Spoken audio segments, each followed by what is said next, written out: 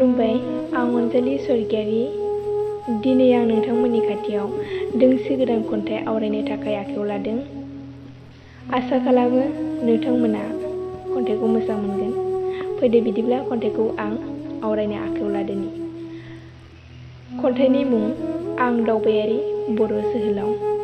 खन्थाइखौ दैथायहरदों आंनिसिम उदालगुरि जिल्लानिफ्राय आगै बाम्बुला बसुमतारिया। फैदो बिदिब्ला आगैनि खन्थाइखौ जों बयबो दान्दिसे सम खोनासंलांदिनि। आं दावबायारि बर' जोहोलाव। आं दावबायारि बर' जोहोलाव। गोबां जायगा नायगिदिंबाय दावबायारि बर' जोहोलाव महरै। नुबाय आं बिमा फिसानि अनज्लायनाय, अनसुला फिसाय गाव बिमाखौ बुजिदों।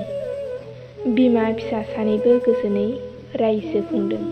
आरोबाव आं नायगिदिंदों हिरिम्बा थानसालि डिमापुर, कासपुर, माइबं, जेराव गोदोनि जारिमिन नेरसोन दं।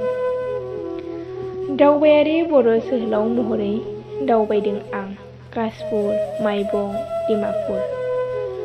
दावबायारि जोहोलाव महरै नायगिदिंदों।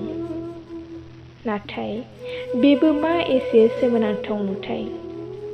लामा सेराव गसंथेनानै दं जारिमिनारि नेरसोन अन्थाइ। दावबायारि महरै नुबाय आं दुखुथिया बर' बिमाया गसंथेनानै दं बै अन्थाइनि नेरसोन सेराव। खन्थाइया एसेनोसै, गोजोन्थों।